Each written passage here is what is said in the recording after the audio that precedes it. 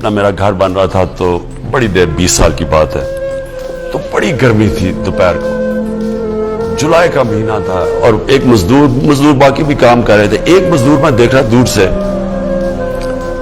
तो वो उसकी कमीज पसीना पसीना हुई थी, बाकी रेस्ट करते थे, पानी पीते थे, वो मुसलसल काम करता गया। मैंने जब काम खत्म हुआ उसके बाद मैंने उसके पास आया, मैंने कहा देखो, उसको मैंने कोई पैसे दिए, मैंने कहा मैं बड़ा आज मुतासर हुआ हूं कि तुम्हारी जिस तरह तुमने काम किया।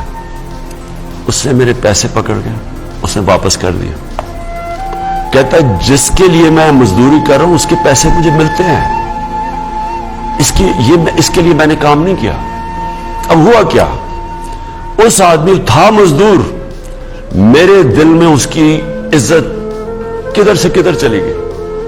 क्योंकि जो एक इंसान में गैरत होती है ना, दुनिया उसकी इज्जत करती है। ये नहीं थी कि वो मजदूर था, वो अपनी इज्जत उसकी प्यारी थी कि मैं क्यों किसी से पैसे लूं। जापान के अंदर आप वेटर्स को टिप नहीं दे सकते, खुददार कौम है, और दुनिया में लेते हैं टिप, जापान में नहीं वो टिप लेते।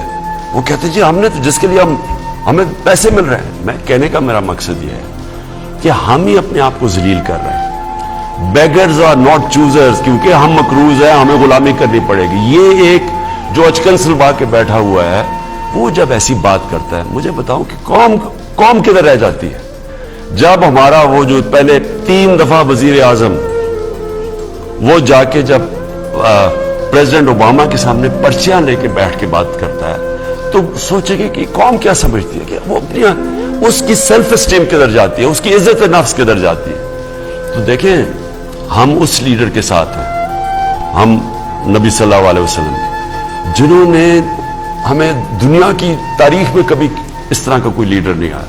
और मैं इसलिए अपनी कौम को, नौजवानों को सीरत नबी पढ़ाना चाहता हूं। ये रहमतुल लिल आलमीन अथॉरिटी में सीरत नबी इसलिए कि उनसे बड़ा लीडर ही कोई नहीं आया था।